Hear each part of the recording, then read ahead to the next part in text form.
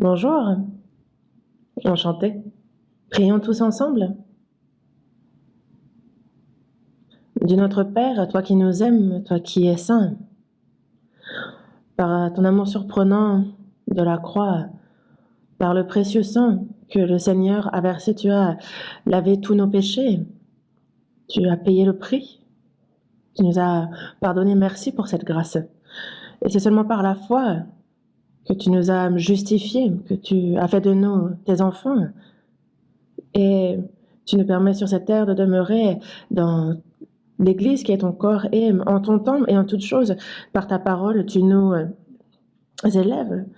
Et chaque jour, Seigneur, tu es avec nous, tu nous guides dans la voie qui est sainte, tu nous aides, tu nous bénis, et nous te remercions pour ces grâces. Aujourd'hui, dimanche, nous tous qui sommes dispersés ici et là, c'est la bonne odeur que nous répandons, c'est pour ton évangile que nous vivons et que dans notre vie nous sommes obéissants. Et nous sommes ici aujourd'hui réunis. Seigneur, il y a la parole, cette grâce dont nous avons besoin, celle qui nous convient et que tu souhaites nous accorder.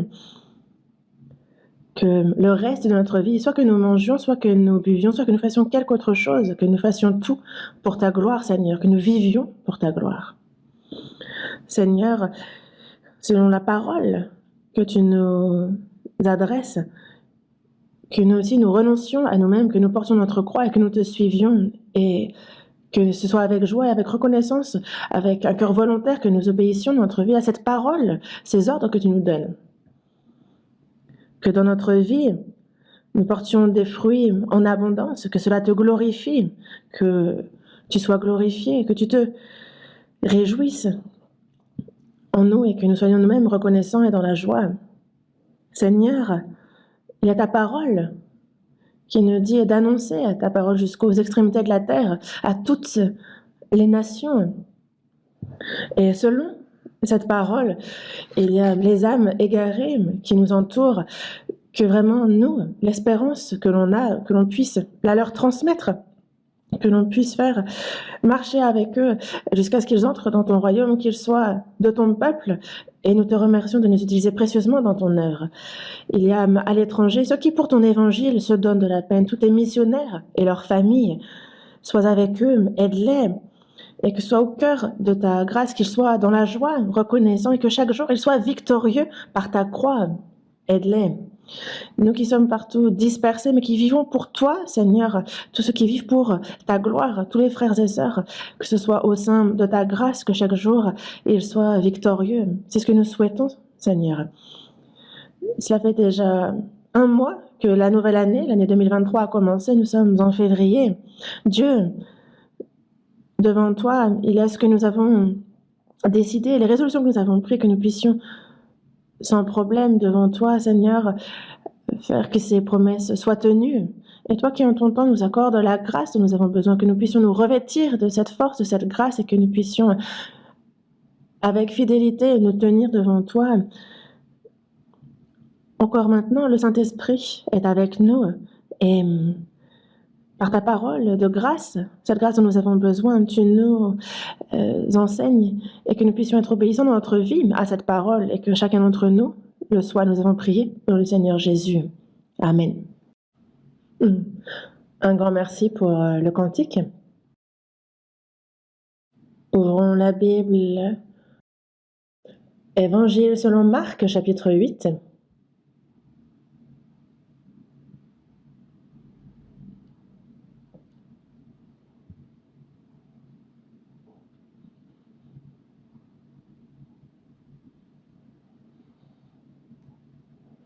Évangile selon Marc, chapitre 8, verset 31. Du verset 31 au verset 34, je lis ce passage.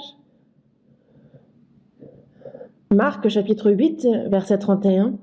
Alors, il commença à leur apprendre qu'il fallait que le Fils de l'homme souffrit beaucoup, qu'il fût rejeté par les anciens, par les principaux sacrificateurs et par les scribes, qu'il fût mis à mort et qu'il ressuscita 3 jours après. Il leur disait ces choses ouvertement. Et Pierre, l'ayant pris à part, se mit à le reprendre. Mais Jésus, se retournant et regardant ses disciples, réprimanda Pierre et dit : « Arrière de moi, Satan, car tu ne conçois pas les choses de Dieu, tu n'as que des pensées humaines. » Puis, ayant appelé la foule avec ses disciples, il leur dit : « Si quelqu'un veut venir après moi, qu'il renonce à lui-même, qu'il se charge de sa croix et qu'il me suive. » Les chrétiens nés de nouveau, la meilleure des vies qu'ils peuvent vivre, c'est de devenir comme le Christ. Jésus est venu sur cette terre. Il est allé dans tous les villages prêcher l'évangile. Et il disait : « Le temps est accompli et le royaume de Dieu est proche.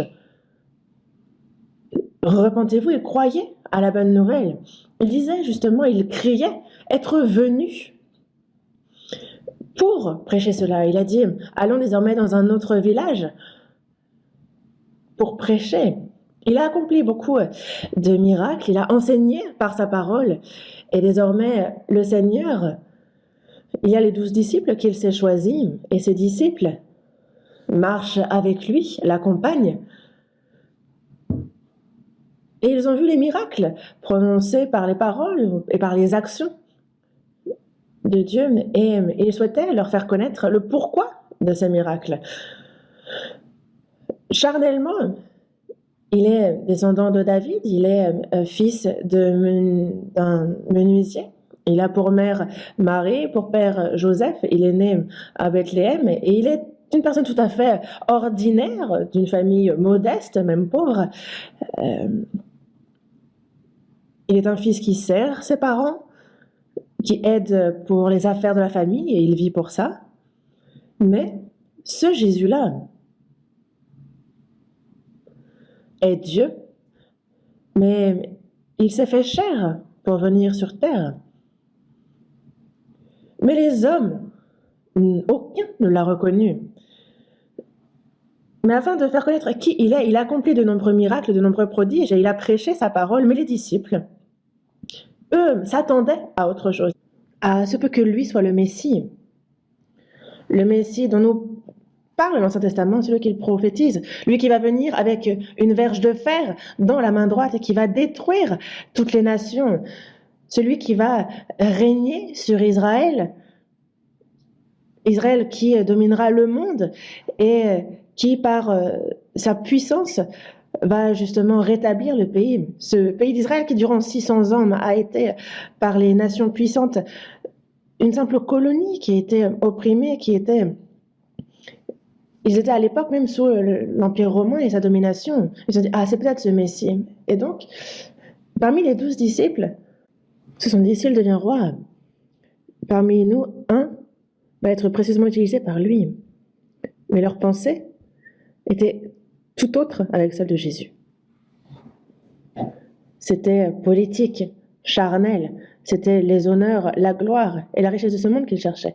Évidemment que Pierre, André et Jacques et Jean, fils de Zébédée, évidemment, c'est comme lorsque Matthieu a été appelé. Eux-mêmes ont laissé derrière toutes leurs pensées pour suivre Jésus. Mais Jésus va mourir sur la croix pour le péché du monde entier. Il est mort, il est ressuscité et il doit être élevé, monté dans les cieux dans la gloire. Mais eux n'ont pas connu justement ce plan. Ils se sont mépris. Comme si Jésus était venu sur terre et durant sa vie sur terre, en fait, il a seulement fallu que Jésus parle de ce qui devait arriver et il l'a manifesté. Il est allé à Philippe, en Césarée, et l'Empire romain servait de nombreuses idoles. Ils étaient polythéistes. Et justement, il y avait toutes sortes d'idoles gravées sur des pierres. Et il y avait l'empereur romain. Et avant qu'il lui ne se convertisse, en fait, l'ambiance était vraiment à toutes sortes de choses. Et il a demandé aux disciples, qu'est-ce que les gens pensent que je suis? Que disent les gens du monde me concernant? Certains disent Élie, d'autres disent un prophète. Non. Et c'est pour ça que Jésus a dit, et vous, qui dites-vous que je suis? Qui suis-je? Savez-vous qui je suis? Et donc son disciple Pierre a répondu, et c'était une bonne réponse. Tu es le Christ. Dans Matthieu chapitre 16, il le dit bien, tu es le Christ, le Fils du Dieu vivant. Le Christ, c'est une confession de foi. Et ça, celui qui te l'a fait connaître, c'est le Père. Il l'a donc complimenté. Et Pierre a dit de Jésus, il a fait cette confession de foi que Jésus était le Christ, le Fils du Dieu vivant. Et juste après, Jésus parle de son ministère sur cette terre. Et c'est publiquement qu'il annonce justement ce qu'il va faire. Et c'était un vrai tournant. Moi, en fait, je vais aller à Jérusalem et il va y avoir les anciens, les scribes, les sacrificateurs qui me feront souffrir et qui me mettront à mort. Et au troisième jour, justement, je ressusciterai. Et en fait, c'est ce qu'il enseigne à ses disciples, on le voit dans le verset 31. Donc, publiquement, il annonce qui il est. Et à ce moment-là, Pierre, lui qui a dit précisément de Christ qui était le Fils du Dieu vivant, ce même Pierre, que dit-il? Dans le verset 33, « Mais Jésus, se retournant et regardant ses disciples, réprimanda Pierre et dit, « Arrière de moi, Satan, car tu ne conçois pas les choses de Dieu, tu n'as que des pensées humaines. » Jésus réprimande Pierre. De quelle manière? C'est sévère. Il lui dit Satan. Évidemment que Pierre n'est pas Satan. À ce moment-là, Pierre, qui est disciple, dit les choses de Satan. Dans Matthieu, chapitre 4, verset 10, on voit un verset similaire. Il y a 3 tentations que le diable a fait vis-à-vis de Jésus. Il lui a montré toute la terre et lui dit « Prosterne-toi devant moi, et alors tous les honneurs, toute la gloire de ce monde seront à toi. » Et donc, il séduit Jésus. Mais Jésus a dit « Retire-toi, Satan. Retire-toi, Satan. » Ça ne veut pas dire passe derrière moi et suis-moi. Non. Retire-toi, ça veut dire disparaît. Et ici, il s'adresse à Pierre. Et il n'est pas en train de dire à Pierre de disparaître. Non. Mais il s'adresse à celui qu'on ne voit pas, à l'œil, à Satan qui agit à travers Pierre. Qu'est-ce qu'il lui dit précisément dans ce verset? Tu ne conçois pas les choses de Dieu, tu n'as que des pensées humaines. Ici, il y a donc les choses de Dieu et les pensées humaines. Qu'est-ce que sont les choses de Dieu? Jésus ici, il proclame publiquement qu'il va mourir et qu'il va ressusciter, qu'il n'y a pas de résurrection sans mourir, que sans souffrance, il n'y a pas de gloire non plus, que sans la croix, il n'y a pas la gloire de la résurrection non plus. Il parle ici de la mort. Et que dit Pierre? Il dit que Pierre, l'ayant pris à part, se mit à le reprendre. Donc il leur disait ces choses ouvertement, et Pierre, l'ayant pris à part, se mit à le reprendre. Donc il se mit à le reprendre, il l'a pris à part. Et comment est-ce que Pierre peut reprendre Jésus? Non, ça n'arrivera pas. Et dans d'autres traductions, donc des traductions qui utilisent un langage plus accessible, plus facile, il est dit Cela n'arrivera absolument pas. Donc il est vraiment contre. Pierre ou les autres disciples, en fait, le Messie qu'ils s'imaginent n'est pas un Messie qui meurt sur la croix. Ça ne les intéresse pas et ce n'est absolument charmant en aucun cas. Au contraire, ils parlent et pensent au Messie qui va libérer le peuple d'Israël. À l'époque, tout le peuple d'Israël, c'est ce Messie-là qui l'attend, et les 12 disciples aussi. Jésus, s'il devient roi, ils se demandent, eux, qui sera assis à sa droite. Et en fait, c'est la raison de leur dispute aussi. Jean et Jacques, fils de Zébédée, justement, vont jusqu'à faire que leur mère intercède pour eux, afin que l'un s'assoie à la droite et l'autre à la gauche de Jésus qui deviendrait roi. Et donc, ils ont fait leur petit plan, ont envoyé leur mère, et même ces disciples-là, en fait, il est bien dit que justement, ils sont les uns les autres en colère pour cette position. Mais le Seigneur a dit, quiconque veut être grand parmi vous, qu'il soit votre serviteur, et quiconque veut être le premier parmi vous, qu'il soit votre esclave. Je ne suis pas venu pour être servi, mais pour servir et donner ma vie comme la rançon de plusieurs. Jésus, dès le début, dès qu'il est venu sur terre, il est venu pour mourir. Jésus, lors de sa première venue, il vient pour payer le salaire des péchés du monde entier. Il vient pour verser son sang, pour mourir. Mais ça, les hommes ne l'ont pas compris. Ils disent, non, ça n'arrivera pas. Il était contre, il était vivement contre, et ils étaient en train de faire obstacle justement à la raison même de la venue de Jésus sur terre. C'est Satan qui fait ça. Et que Jésus vienne sur terre et qu'il meure pour le péché du monde entier sur qui c'est sur lui que ça va retomber, et que c'est par la foi que tout le monde sera justifié. Le diable le sait bien. Et c'est pour cela qu'il tente Jésus, qu'il lui montre l'étendue de la terre et qu'il lui dit « Prosterne-toi devant toi, adore-moi, alors je te donnerai toute la gloire ». Mais Jésus, lui, c'est bien qu'il ne peut pas entrer dans la gloire sans passer par la croix. Ce à quoi pense Pierre, ce à quoi pensent les disciples, c'est exactement la même pensée que Satan, le diable. Et ce n'est pas tout. Tous ceux qui ne sont pas sauvés dans ce monde, les nombreuses personnes dans ce monde, ce n'est pas pour le royaume de Dieu, ce royaume invisible, mais ce qu'ils souhaitent, ce sont les choses visibles de ce monde. Mais que ce soit Jésus, que ce soit les chrétiens sauvés, nous, ce que nous souhaitons, ce n'est pas ce que nous voyons. Non.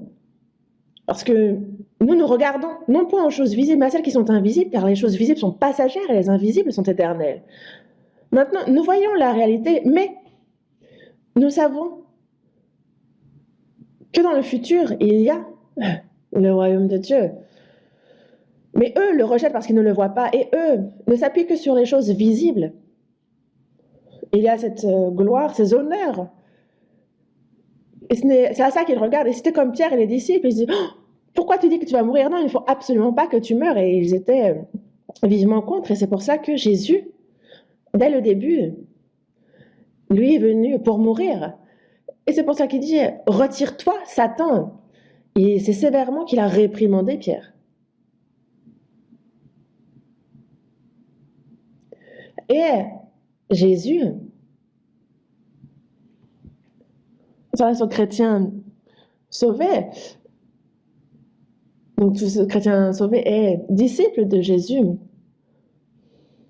il y a un ordre qu'il donne à tous les sauvés, et on le retrouve dans le verset 34. Puis, ayant appelé la foule avec ses disciples, il leur dit « Mais si quelqu'un veut venir après moi, qu'il renonce à lui-même, qu'il se charge de sa croix et qu'il me suive. » Si quelqu'un veut venir après moi, ici, ce n'est pas le suivre contre notre gré. Ici, si quelqu'un veut venir après moi, ce n'est pas contre son gré.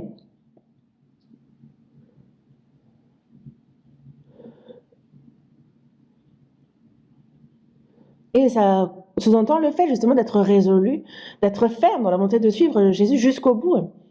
Dans Ésaïe, chapitre 26, verset 3, il est dit que celui qui est ferme dans ses sentiments, alors on lui assure la paix parce qu'il se confie en Dieu.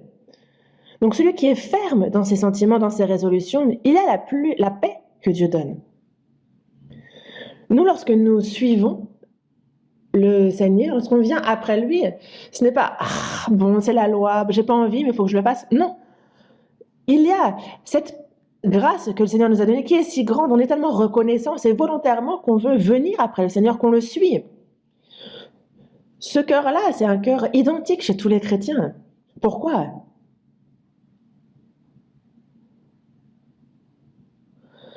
Les chrétiens nés de nouveau, la meilleure des vies qu'ils peuvent vivre, c'est de devenir comme le Seigneur. Sur cette terre, en fait, alors que Jésus venait sur cette terre, il nous a montré l'exemple, il a été un modèle, tout ce qu'il a fait. Par exemple, il a fait des miracles. Un aveugle de naissance à qui il a rendu la vue, avec la boue qu'il a mis sur ses yeux, lui disant d'aller au réservoir de Siloé et de se laver. Aveugle depuis la naissance, il a guéri.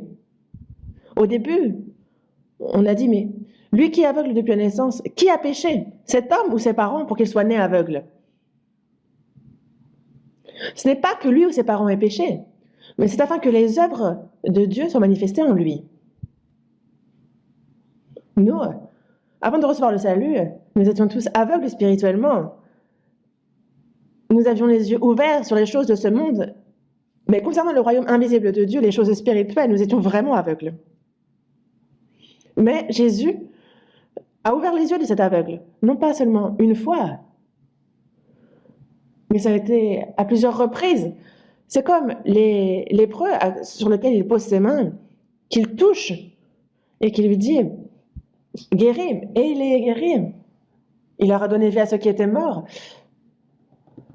Il a marché sur l'eau. Tous ces disciples, c'est pas qu'il faut qu'on les fasse mot à mot, à proprement parler, mais tous les miracles qu'il a accomplis nous enseignent. C'est une ombre. Lazare, mort depuis 4 jours, il se présente devant sa tombe et lui dit « Lazare, sors !» Lazare qui était mort bondit.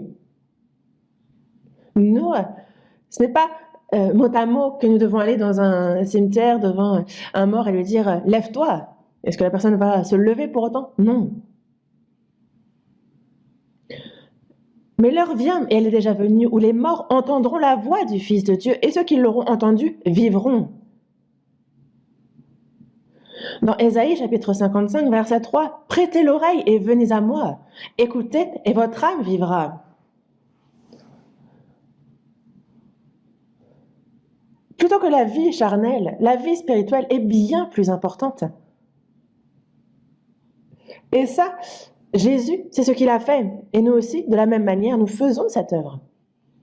À travers l'évangélisation, en prêchant la parole de vie à ceux qui n'ont aucune espérance dans ce monde, pour que cette âme reprenne vie et que son système de valeurs change, et que sa raison d'être, le but de sa vie change et qu'elle vive en nouveauté de vie. Il y a de nombreuses personnes à qui c'est arrivé. Mais ce miracle spirituel, en fait, ce que Jésus a fait de son vivant sur cette terre, c'est cela que nous faisons. Et les chrétiens nés de nouveau, la meilleure des vies qu'ils peuvent vivre en soi, c'est de devenir comme le Seigneur, comme Jésus. Mais Jésus est en César. Et justement, c'est ouvertement qu'il dit qu'il va devoir souffrir et qu'il va devoir mourir, qu'il ressuscitera. Et c'est ouvertement qu'il a parlé de ces choses. Il dit cela, et c'est juste après que justement on a le verset 34 où il dit « Si quelqu'un veut venir après moi », donc il y a vouloir venir, c'est volontaire. Ce n'est pas... Il faut que cette personne renonce à lui-même, qu'elle se charge de sa croix et qu'elle le suive.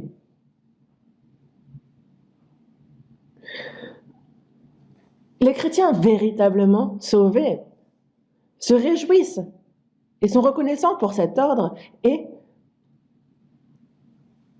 On doit y obéir.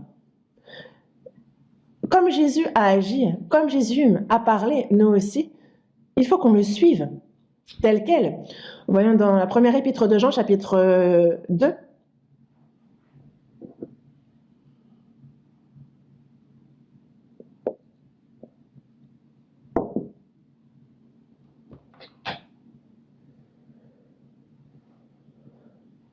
Chapitre 2, verset 6. Première épître de Jean, chapitre 2, verset 6. On lit ensemble. Celui qui dit qu'il demeure en lui doit marcher aussi comme il a marché lui-même. N'est-ce pas? Nous sommes dans le Seigneur, nous demeurons en lui. Si nous demeurons en lui, il demeure en nous. Jésus demeure dans le Père et le Père demeure dans le Seigneur. Et nous sommes dans le Seigneur et le Seigneur est en moi. Nous sommes un avec Dieu. On a le Père, le Fils et le Saint-Esprit qui sont un. Et de même, nous aussi, nous sommes unis. Nous sommes chacun membre de l'Église qui est le corps et qui a pour chef Jésus, lui qui est le Seigneur. Nous sommes chacun membre pour notre part de ce corps et nous sommes un et nous sommes indissociables. Mais qu'est-il dit ici? Celui qui dit qu'il demeure en lui doit marcher aussi comme il a marché lui-même. Celui qui dit qu'il demeure en lui doit marcher aussi. Comme il a marché, le il c'est Jésus. Comme il a marché, on doit aussi marcher de même. Et à travers la Bible, nous voyons ce que Jésus a fait, ce qu'il a dit. Et nous, en méditant chaque jour la Bible, on grave ça dans notre cœur et nous vivons selon cette parole. Et c'est le genre de chrétien qu'il nous faut devenir. Voyons le chapitre 4, toujours premier épître de Jean, chapitre 4, verset 17. Premier épître de Jean, chapitre 4, verset 17. Tel il est, tel nous sommes aussi dans ce monde. C'est en cela que l'amour est parfait en nous, afin que nous ayons de l'assurance au jour du jugement.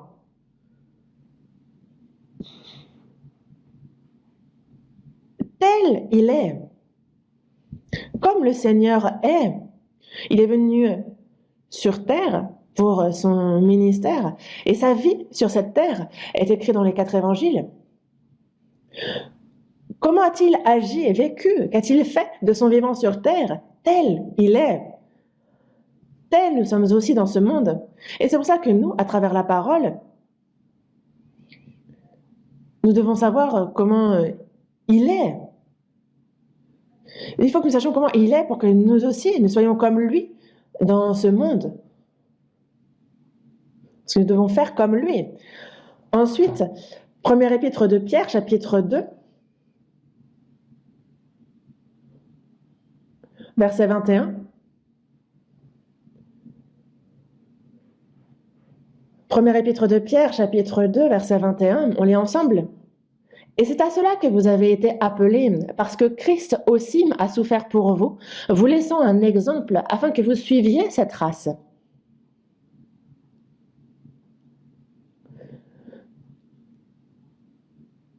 On a Christ qui nous a laissé un exemple. Dans la première épître aux Corinthiens, chapitre 11, verset 1, l'apôtre Paul dit « Soyez mes imitateurs comme je le suis moi-même de Christ ». Nous, ce n'est pas seulement une forme que nous prenons, nous ne faisons pas nous ne le suivons pas seulement de l'extérieur. Dans 1 Corinthiens, chapitre 2, verset 16, il dit « Nous avons la pensée de Christ ». La pensée, le cœur. Quel genre de pensée? Dans Matthieu, chapitre 11, verset 29 et verset 30, « Prenez mon joug sur vous et recevez mes instructions, car je suis doux et humble de cœur. Vous trouverez du repos pour vos âmes en moi, car mon joug est doux et mon fardeau est léger. » Il faut qu'on ait le même cœur, la pensée de Christ, lui qui sur la croix est mort. À ce moment même, il y avait tous ses ennemis, ses adversaires qui le méprisaient, qui l'insultaient, mais lui n'a pas insulté en retour. C'est à 3 reprises que Pierre a renié Jésus plus tard.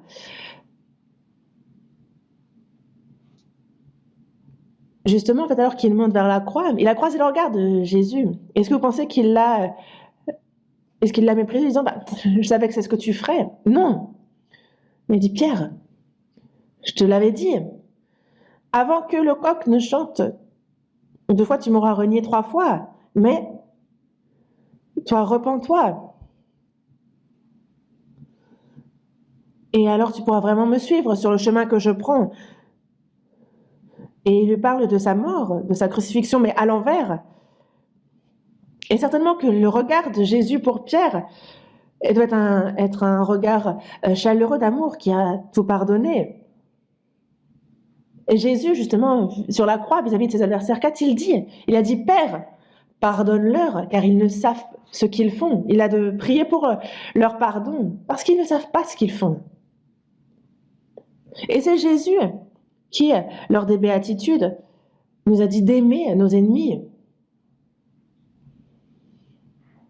Il dit, si quelqu'un te force à faire 1 000, fais-en 2 avec lui. Si quelqu'un te frappe sur la joue, présente lui aussi l'autre. Il a dit d'aimer jusqu'à nos ennemis. Et Jésus, sur la croix, a pardonné même ses ennemis, parce qu'ils ne savent pas ce qu'ils font. Pardonne-leur leurs actes, parce qu'ils ne savent pas. Et quel genre de cœur, de sentiment est-ce? Il est doux et humble de cœur. C'est un cœur d'amour. Et nous aussi, nous avons ce cœur-là. Et les chrétiens qui ont ce cœur, et seulement eux, peuvent prendre leur croix et suivre, venir après Jésus.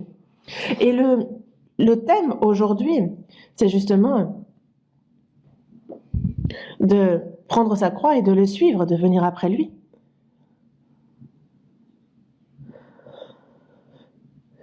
Ces paroles, ceux qui peuvent les pratiquer dans leur vie réellement, sont les chrétiens qui vivent leur meilleure vie. Et c'est possible à tous de se charger de sa croix et de suivre Jésus. Il n'y a rien d'impossible en cela. Et c'est ce qu'il nous faut absolument faire. C'est pour cela que, aujourd'hui,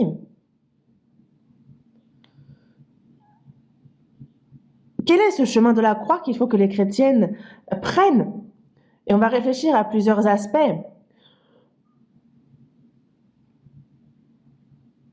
Marc, chapitre 8.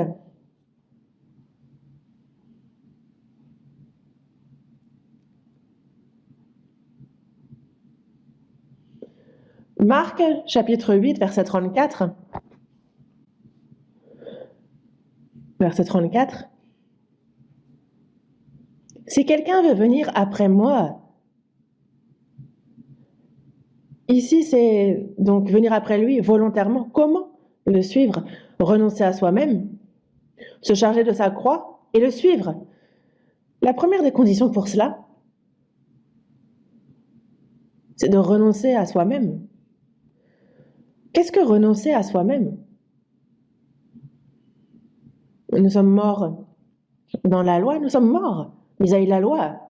Je ne mourrai pas, je ferai ce qui est bien et je vais agir pour être reconnu par le Seigneur. Ça, c'est sa propre justice, ça c'est la loi. Mais nous, dans quel état sommes-nous déjà? Nous sommes morts vis-à-vis de la loi. Nous sommes morts vis-à-vis de la loi. Qu'est-ce que la loi? La loi nous montre comment nous sommes misérables à cause du péché. Elle nous fait connaître que nous sommes pécheurs. Et c'est pour cela qu'elle ferme la bouche de chacun et qu'elle nous fait connaître le péché. Et que ce que nous ne pouvions faire par la loi, c'est justement Jésus qui, lui, en victime expiatoire, lui, il a fallu qu'il meure pour accomplir ce que nous ne pouvions faire vis-à-vis de la loi. Et de dire que nous sommes sauvés, c'est que déjà nous sommes morts à la loi. Voyons, justement dans Galates, parce que nous sommes déjà morts vis-à-vis de la loi. Galates, chapitre 2, à partir du verset 19.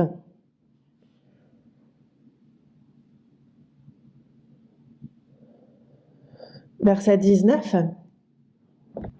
Galates 2, 19, on lit ensemble.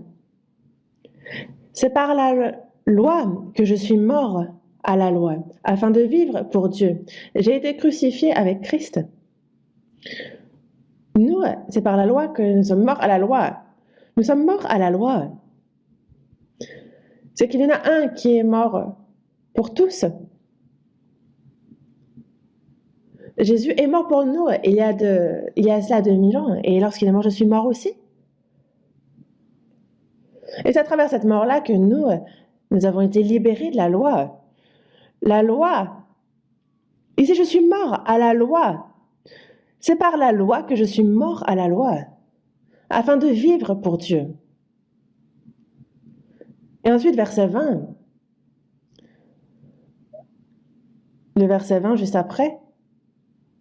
C'est un verset que vous connaissez bien. On lit ensemble le verset 20. J'ai été crucifié avec Christ, et si je vis, ce n'est plus moi qui vis, mais c'est Christ qui vit en moi. Si je vis maintenant dans la chair, je vis dans la foi au Fils de Dieu qui m'a aimé et qui s'est livré lui-même pour moi.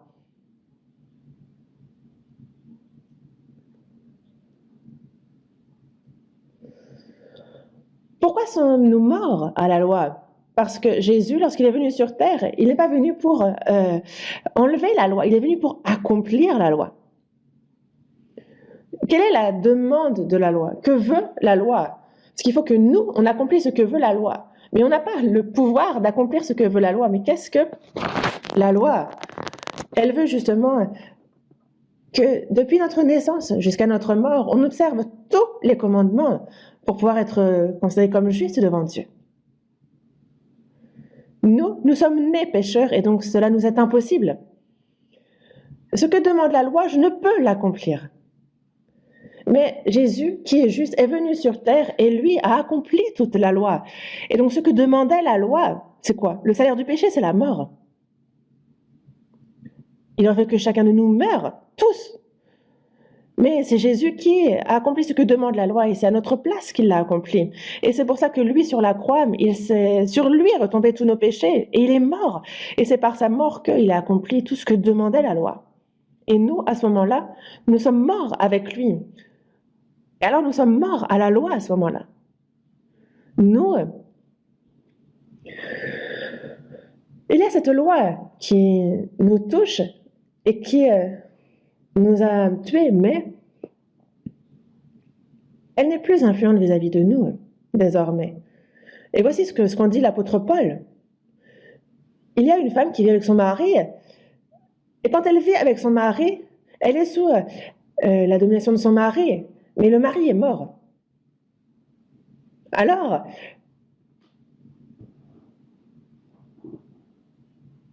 elle est libérée, elle n'est plus sous la domination du mari. Elle peut aller trouver un autre mari. Et ça, elle nous en parle dans Romains chapitre 7.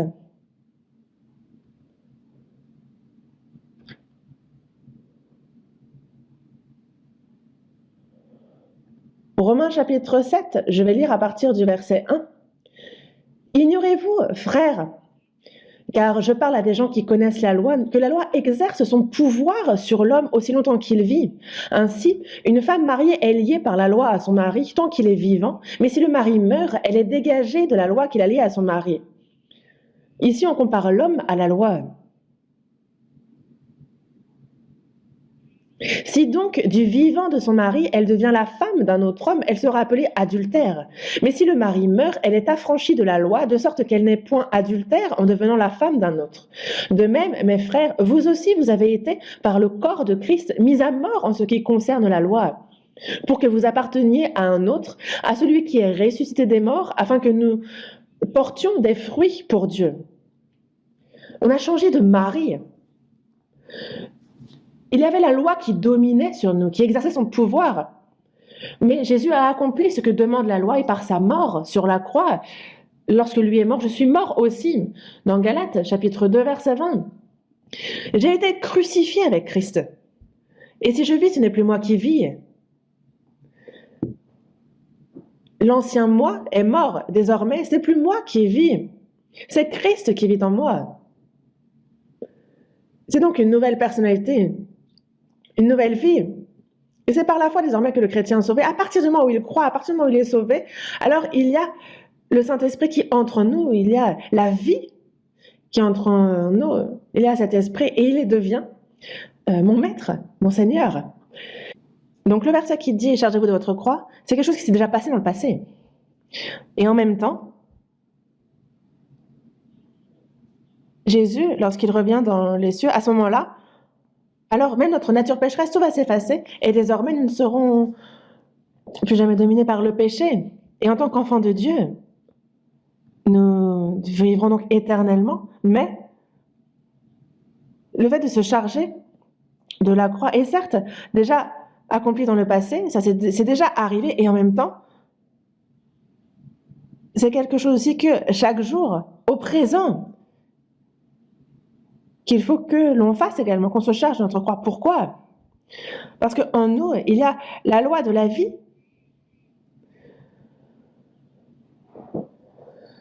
Et c'est vrai que la croix nous permet de surmonter la mort, mais il y a encore en nous la nature pécheresse. Nous, chrétiens qui avons reçu la nouvelle naissance, vous sachez qu'il y a cette nature pécheresse en nous. Il y a ce combat avec moi-même, ce combat avec le monde, ce combat avec le diable qui est mauvais. Et justement, est-ce que mes résolutions, est-ce que ma détermination, est-ce que cela suffit? Mais on a le Seigneur en nous, le Créateur des cieux et de la terre, celui qui est le Tout-Puissant. Et donc, il n'y a rien d'impossible à nous. Et lui, rien ne lui est impossible. Dieu, le Tout-Puissant, est en moi. Et il est Seigneur dans ma vie, à travers moi, pour qu'il puisse agir et œuvrer. Ce qui s'est déjà passé, et jusqu'à ce que la résurrection de mon propre corps, donc ce qui arrivera dans le futur, pour que ça arrive aussi. Entre-temps, chaque jour, au quotidien, il y a que l'on puisse vivre une vie remplie du Saint-Esprit. Mais comment faire pour cela? Il faut pour cela qu'on se charge au quotidien de notre croix. C'est quoi la croix? La croix, c'est la mort. À l'époque de l'Empire romain, que ce soit les esclaves, que ce soit les serviteurs, ceux qui commettaient de grands péchés, justement, on les condamnait à la crucifixion devant tout le monde. Et c'était vraiment douloureux. Et si, justement, en fait, il y avait un peu de miséricorde parmi les Romains, alors soit on frappait au flanc, soit on brisait les genoux pour que la personne puisse souffrir moins longtemps et mourir plus rapidement. Mais Jésus, justement, lui a reçu cette condamnation. Et c'est pour nous qu'il a souffert sur la croix, il est mort sur la croix. Et de même, nous, chrétiens nés de nouveau, comme nous l'a ordonné Jésus, il faut qu'on se charge de notre croix et qu'on le suive. Nous, durant notre vivant sur cette terre, qu'est-ce que porter sa croix? C'est mourir. Nous sommes déjà morts. Mais en moi, il y a encore cette nature pécheresse qui surgit. Et des fois, il y a cette nature qui va à l'encontre de ce que nous voulons, on veut faire des choses bien à notre chair et qui va à l'encontre et qui ne se soumet pas à la loi de Dieu, qui ne le peut même pas et qui me conduit à la désobéissance. Et justement, de faire que cela se soumette à la parole de Dieu, à sa loi, c'est ça, mourir. L'apôtre Paul est quelqu'un de remarquable. Mais tout n'était pas terminé pour lui non plus. Il dit qu'il a eu peur, justement. En fait, il soumettait sa chair constamment de peur, justement, d'être rejeté après avoir prêché aux autres. Et il dit que s'il a à se glorifier, il a à se glorifier d'une chose.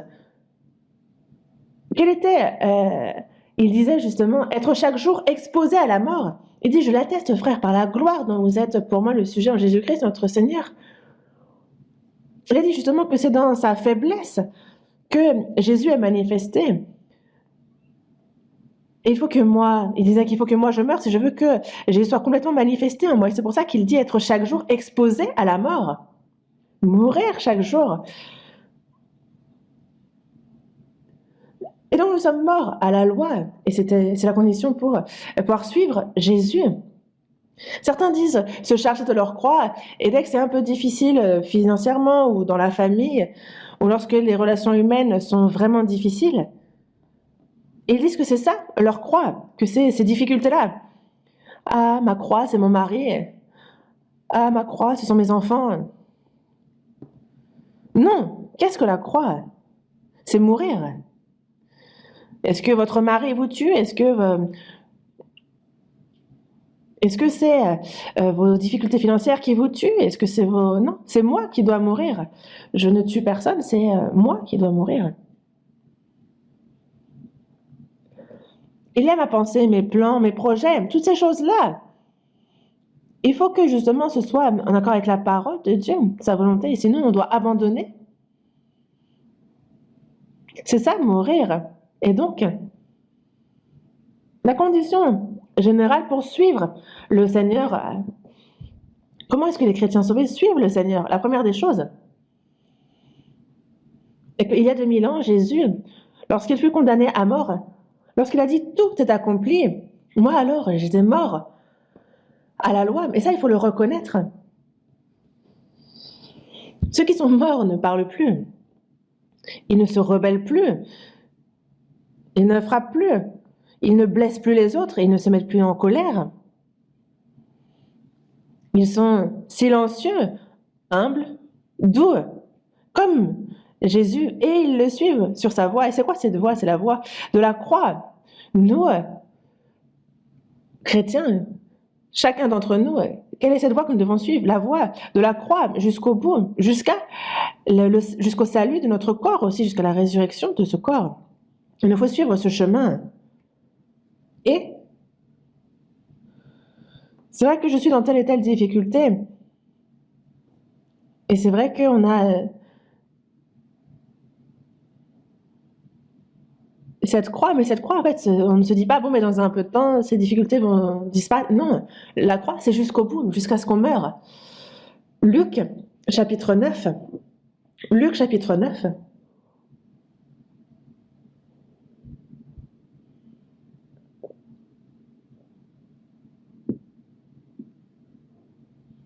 Verset 23.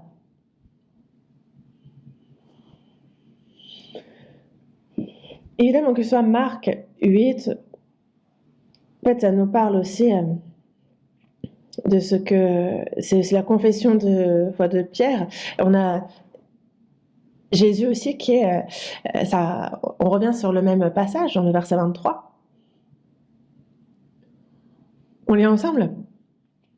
Puis il dit à tous, si quelqu'un veut venir après moi, qu'il renonce à lui-même, qu'il se charge chaque jour de sa croix et qu'il me suive. Ici, c'est qu'il se charge chaque jour de sa croix. Oh, hier, je me suis chargé de ma croix, aujourd'hui, donc je peux me passer de me charger de ma croix. Non, ici qu'il se charge chaque jour de sa croix, c'est chaque jour. Pour quelle raison est-ce qu'on doit se charger chaque jour de notre croix? Je vous le disais tout à l'heure. C'est que il y a ma pensée, mes projets, mon entêtement qui est en moi. On a cette nature pécheresse qui est encline pour ces choses-là et on a un cœur pour les choses de Dieu, mais en fait, on a cette nature qui va à l'encontre de ça. On a cette chair. Dans Romains chapitre 8, on nous parle justement de la chair. Il faut que justement on soumette chaque jour notre chair. Et donc, je vous parlais de la condition pour pouvoir suivre le Seigneur, c'est d'être donc mort à la loi. Mais ça, c'est reconnaître à chaque jour, à chaque instant que nous sommes morts à la loi. Romains chapitre 6.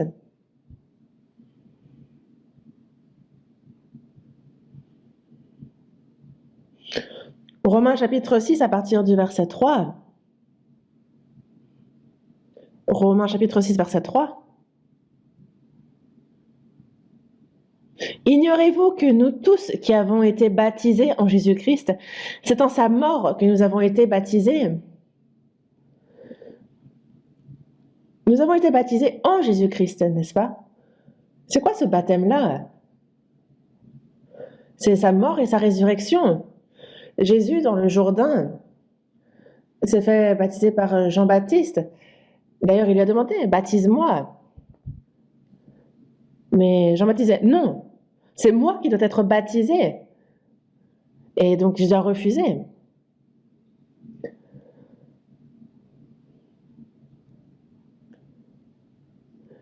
Et Jean-Baptiste a obéi. Et donc, Jésus, il l'a fait entrer complètement dans l'eau du Jourdain et il est ressorti des eaux. Il y a une voix qui s'est fait entendre des cieux et qui dit « Voici celui en qui j'ai mis toute mon affection ». Et il y a le Saint-Esprit tel une colombe qui est descendu. Est-ce que le baptême de Jésus, c'est qu'il est entré dans l'eau, il est mort, et il est ressorti de l'eau, et il a reçu le Saint-Esprit, lui, cet esprit de résurrection qui redonne vie aux morts, le Saint-Esprit. Jésus, lorsqu'il avait une discussion avec Nicodème, dans Jean chapitre 3, verset 5, il lui dit « Je te le dis que si un homme ne naît d'eau et d'esprit, il ne peut entrer dans le royaume de Dieu. » Donc il y a l'eau et l'esprit. C'est quoi? La mort de Jésus et sa résurrection par l'esprit. D'eau et d'esprit, sa mort et sa résurrection. Si ce n'est pas par la mort et la résurrection de Jésus, alors nous ne pouvons pas être sauvés. S'il n'y avait pas eu la mort et la résurrection de Jésus, alors nous pouvions naître de nouveau. Il y a la mort et la résurrection de Jésus. Mais après avoir été ainsi baptisé, dans Luc chapitre 12, verset 50, il dit « Il est un baptême dont je dois être baptisé, et combien il me tarde qu'il soit accompli. » Jésus pourtant a été baptisé dans le Jourdain, mais il dit qu'il a un baptême dont il doit être baptisé. De quoi il parle? Il a été baptisé dans le Jourdain, mais ici, c'est un entraînement pour sa mort et sa résurrection, c'est une image.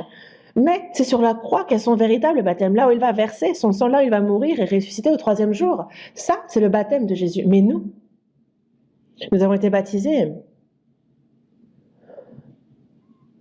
Nous avons été baptisés avec lui. Dans Romains chapitre 6, verset 3, « Ignorez-vous que nous tous qui avons été baptisés en Jésus-Christ, c'est en sa mort que nous avons été baptisés. » La mort et la résurrection de Jésus, c'est par la foi en cela que nous aussi, la mort de Jésus est devenue notre mort et que sa résurrection est devenue ma résurrection. Jésus qui est mort sur la croix, sa mort, c'est une rançon, c'est la rédemption éternelle pour tous et c'est par la foi en cela. À partir du moment où je crois, il y a le Saint-Esprit qui entre en moi et mon âme est revenue à la vie. Comme c'est écrit ici dans le verset 4, « Nous avons donc été ensevelis avec lui par le baptême en sa mort, afin que, comme Christ est ressuscité des morts par la gloire du Père, de même nous aussi, nous marchions en nouveauté de vie. » Et donc on a une nouveauté de vie. L'esprit qui était mort est revenu à la vie. On a l'esprit qui est entré en nous. Et quand on dit être né de nouveau, ça veut dire que nous sommes morts à la loi. Et que moi, je suis mort sur la croix et que désormais, je participe, je marche en nouveauté de vie, cette vie qui nous a été donnée par la résurrection de Jésus, mais parfois en moi, il y a le moi qui se manifeste. Et qu'est-ce qu'il faut faire à chaque fois? Comment tuer cette partie? Lui dire, t'es morte déjà. Verset 11. Verset 11. Chapitre 6, verset 11. On lit ensemble. « Ainsi, vous-même, regardez-vous comme morts au péché et comme vivants pour Dieu en Jésus-Christ. »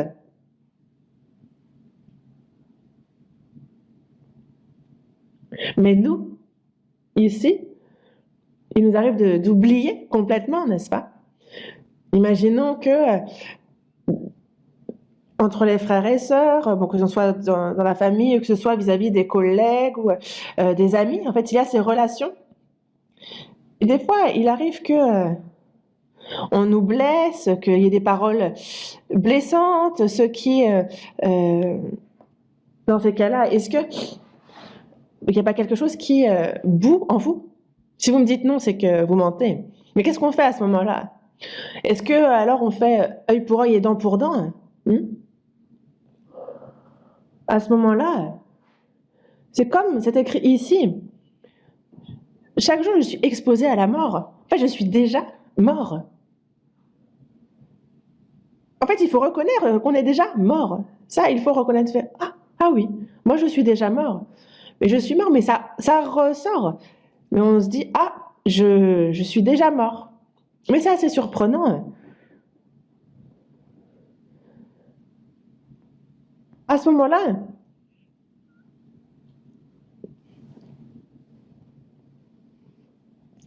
en fait, je peux justement surmonter cette envie de vouloir blesser l'autre, de vouloir le piquer. Et là, on peut se dire qu'on est vainqueur lorsqu'on l'a fait. Mais c'est avec la croix qu'on est victorieux. Qu'est-ce que la croix?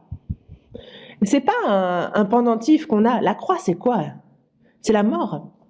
Et donc, on va voir dans Colossiens, ça nous parle justement de cette lutte qu'il y a. Et l'arme que l'on a pour être vainqueur, évidemment, il y a la parole, mais aussi, on a la croix. Colossiens, chapitre 2.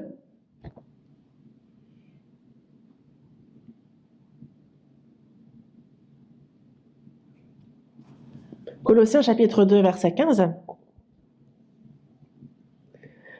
Verset 15, lisons ensemble. Il a dépouillé les dominations et les autorités et les a livrées publiquement en spectacle, en triomphant d'elles par la croix. En triomphant d'elles comment? Il les a livrées publiquement en spectacle, en triomphant d'elles par la croix. Tu me ceins de force pour le combat. C'est dans le psaume 18, verset 40, c'est ce que David dit de Dieu. Tu me ceins de force pour le combat. Les chrétiens nés de nouveau, quelle est leur puissance? Leur force? Ce n'est pas cette nature innée, ce n'est pas mon tempérament, mon caractère. Non, c'est la croix.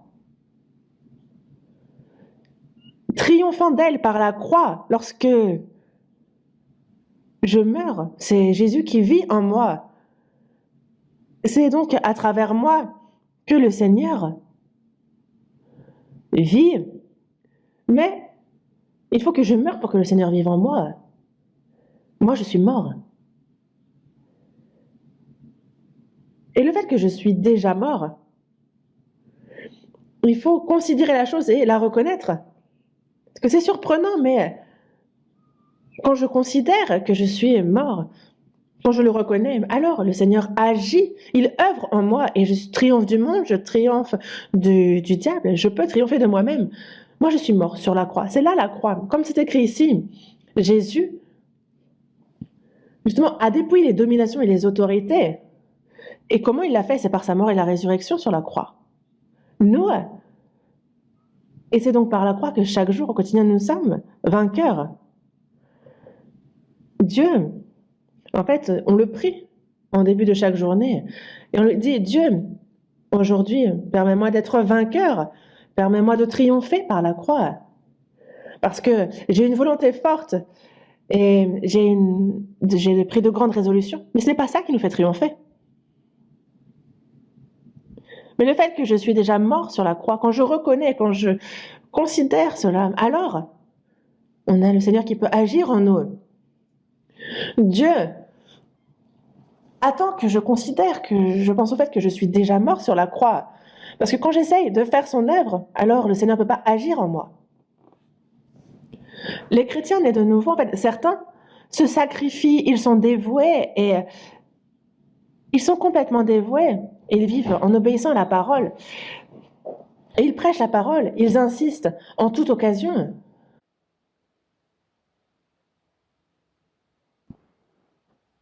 Mais ils ne parlent pas. Ils disent juste qu'ils croient, mais ils ne parlent pas parce qu'ils se disent, tiens, si je lui parle, qu'est-ce que va penser la personne de moi? Ils essaient de se mettre à la place de la personne, mais en fait, c'est qu'il y a notre nature qui est encore en vie. Si on veut que Jésus travaille à travers nous, il faut qu'on insiste en toute occasion, favorable ou non, qu'ils écoutent ou non. Il y a ceux qui évangélisent bien, n'est-ce pas, parmi les frères et sœurs, il y a ceux qui, vraiment, c'est avec sagesse, avec assurance qu'ils évangélisent. Eux, ce n'est pas parce que ils sont haut placés dans la société, ce n'est pas parce que... est-ce que c'est de leur propre chef? Est-ce que c'est de leur propre puissance qu'ils sont ainsi? Non. Non, c'est justement, c'est par la folie de la prédication, c'est justement qu'ils ont les sentiments de Christ, qu'ils considèrent le salut de l'âme d'autrui comme aussi important que leur propre salut, parce que c'est si précieux, de peur que l'autre aille en enfer. C'est vraiment, ils ont de la peine pour ces âmes, et c'est pour ça que ils leur prêchent, et ce n'est pas du tout un loisir. Sur la croix, Jésus, donc tous ceux qui étaient à l'encontre d'eux, il a prié pour ces âmes-là. Nous ne sommes pas encore morts, et nous, il faut qu'on ait le même cœur que Jésus, justement. Et quel genre de cœur, quel genre de sentiment parle-t-on? C'est vraiment le sentiment de Jésus. Nous, on se dit, ah, si je dis ça, qu'est-ce que va penser la personne? Ah, et qu'est-ce qui va m'arriver? Ça, c'est ma nature, c'est mon instinct, mais moi, je suis mort. Et quelle que soit la réaction de l'autre, il y a cette âme que le Seigneur m'a confiée. Et se peut que, si ce n'est pas aujourd'hui, jusqu'à la fin de sa vie, je ne puisse pas la revoir. Et donc, je dois parler à cette personne, je dois lui prêcher. Et ça, c'est vraiment la voix du Seigneur qui est en moi. La question est, est-ce que j'obéis ou est-ce que je désobéis à cette voix qui est en moi? Concernant le fait d'être rempli du Saint-Esprit, on a continuellement appris à ce sujet. Et justement, être rempli du Saint-Esprit, c'est que moi, je meurs. Et que le Seigneur, à travers moi, fait en sorte qu'il puisse travailler, agir, et donc que je lui laisse la place. Et c'est vrai que moi, je suis faible, imparfait, mais que le Seigneur puisse agir à travers moi. Et c'est ça, la croix.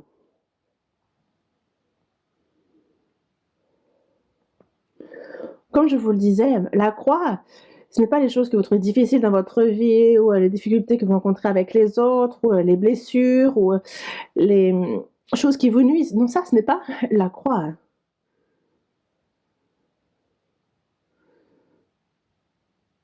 Mais il y a justement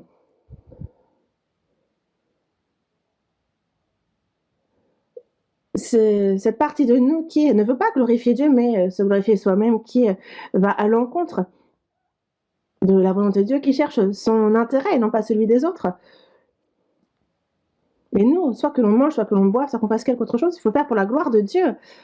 Ne pas chercher son intérêt, mais celui du plus grand nombre, afin qu'une personne, ne serait-ce même qu'une seule personne, soit sauvée. Se charger de notre croix et prêcher Jésus.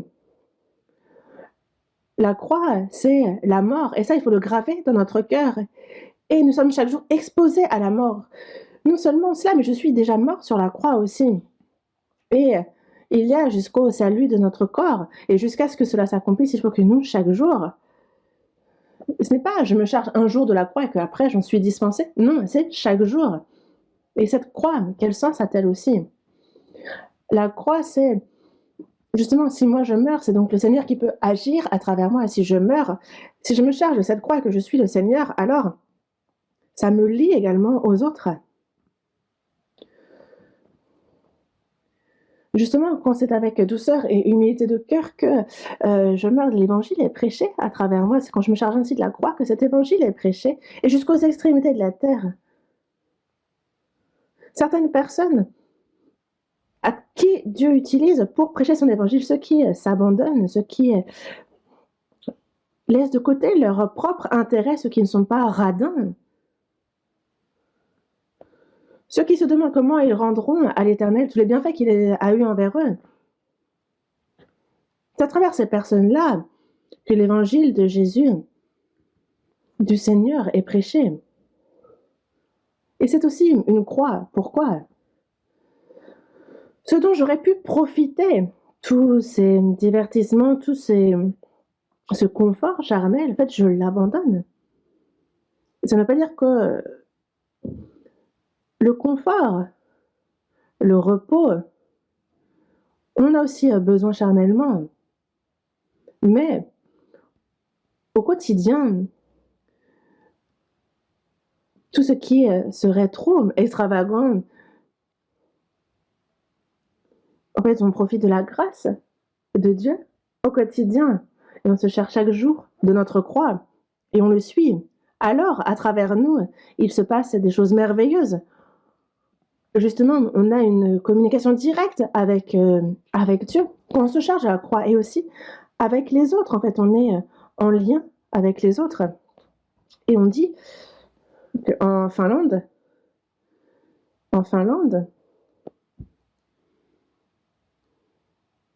il y avait un roi,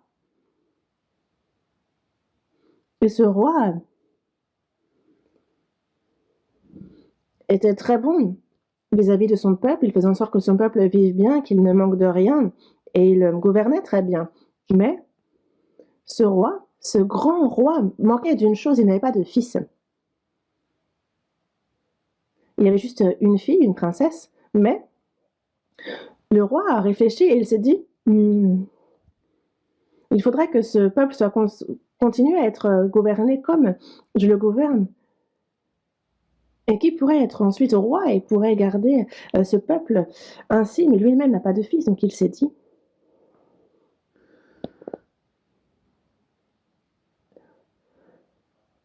je nommerai roi celui qui se mariera avec ma fille. Et donc les prétendants étaient très nombreux. Ils sont venus de tous les coins du pays.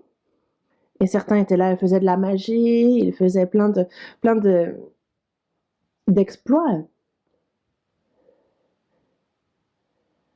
Et il est resté 10 personnes. Et il leur a donné un exercice en leur disant, durant 10 jours,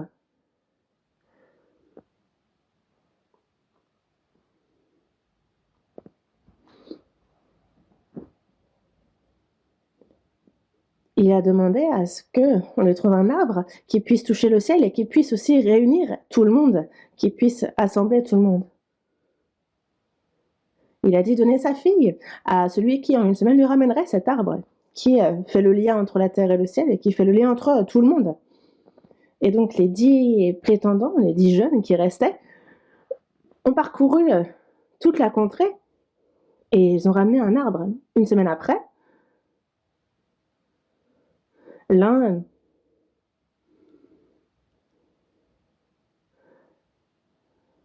est venu avec un arbre très très très très très haut qu'il a traîné jusque-là. Mais il y a un orphelin qui est venu d'un village très pauvre. Et il a beau chercher, il ne voit pas d'arbre qui fasse le lien entre la terre et le ciel et qui fasse le lien entre tous. Et donc il va à l'église et il prie et il lui demande de lui montrer cet arbre pour qu'il puisse offrir l'arbre au roi et qu'il puisse gouverner le pays. Pourtant, lui est orphelin, mais il pourrait ainsi vraiment prendre grand soin de ce peuple, lui qui a connu la misère. Et donc il a prié. Et à partir du moment où il a prié, ça a fait tilt. Il s'est retourné et il y avait une croix en bois accrochée au mur. Et il s'est dit, c'est ça. Ce lien entre la terre et le ciel et ce lien entre tous les hommes, c'est ça, c'est le bois de la croix. C'est ce qu'il a fait et emporté au roi. Et il a expliqué au roi. Si je deviens époux de votre fille, si je deviens votre gendre et le roi, je crains l'Éternel, mais il y aura ce lien avec l'Éternel. Et c'est cette croix qui sera au cœur de la relation avec Dieu, en lien avec tout le monde, parce que Jésus est mort pour nous. Et moi aussi, je me chargerai de cette croix. Et je ferai en sorte de bien gouverner ce pays. Qui est devenu le gendre? La question est rhétorique, mais il s'appelle John Perrault. Et il est venu avec la croix, et c'est ce qu'il a offert. Lui il s'est donc marié avec la princesse, et il est devenu roi, et a gouverné le pays très bien, d'après ce qu'on en dit.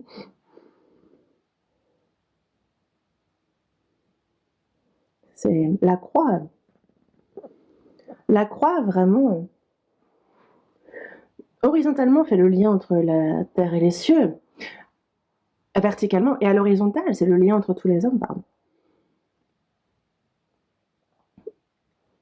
Si on me pose la question, quel est le commandement, la loi la plus importante? Tu aimeras le Seigneur, ton Dieu, de tout ton cœur, de toute ton âme et de toute ta pensée, et tu aimeras ton prochain comme toi-même. De ces 2 commandements dépendent toute la loi et les prophètes. Se charger de sa croix chaque jour, mourir chaque jour, pour que Jésus puisse travailler à travers moi. Celui qui se donne pour le Seigneur, celui qui se sacrifie, celui qui est dévoué, celui qui donne, celui qui partage, celui qui donne, qui meurt. Alors le résultat est surprenant. Les âmes errantes, perdues, retournent au Seigneur. Et aujourd'hui, à vous tous, frères et sœurs qui écoutez ce sermon aujourd'hui, ça fait déjà 1 mois que la nouvelle année a commencé. Et ça fait déjà 15 jours, si on regarde en termes de calendrier lunaire. Le temps passe vite. Et ce qu'on a décidé, ce qu'on a prié, les vœux qu'on a faits devant le Seigneur, vous les tenez toujours? Vous avez entendu parler de cette expression qui dit que les bonnes résolutions, ça dure 3 jours. Oubliez ça. Et répétez après moi. Les résolutions, ça dure 365 jours. Alors, forcément, la volonté de Dieu s'accomplira. Et donc nous, c'est chaque jour qu'on se charge notre croix et qu'on le suit. Ça, c'est un ordre du Seigneur. Ce n'est pas si j'ai envie, je le fais, si je n'ai pas envie, je ne le fais pas. Non. Mais nous, chrétiens, si on est sauvés, en fait, ce n'est pas impossible pour nous, chrétiens sauvés. Quelqu'un qui n'est pas sauvé, ça ne peut pas s'accomplir en lui. Mais nous pouvons, c'est la promesse que nous a fait le Seigneur. Et c'est pour ça que nous, chaque jour, on se charge de notre croix. Et je souhaite que nous soyons triomphants chaque jour. Prions. Dis notre Père, toi qui es vivant, toi qui es miséricordieux, merci. Le jugement que nous devions recevoir, tous ces péchés que nous avons commis, tous ces grands péchés que nous avons commis, c'est le Seigneur Jésus qui s'est chargé de cette gigantesque croix qui est montée sur la colline et qui est mort. Sa mort est ma mort et sa résurrection est ma résurrection.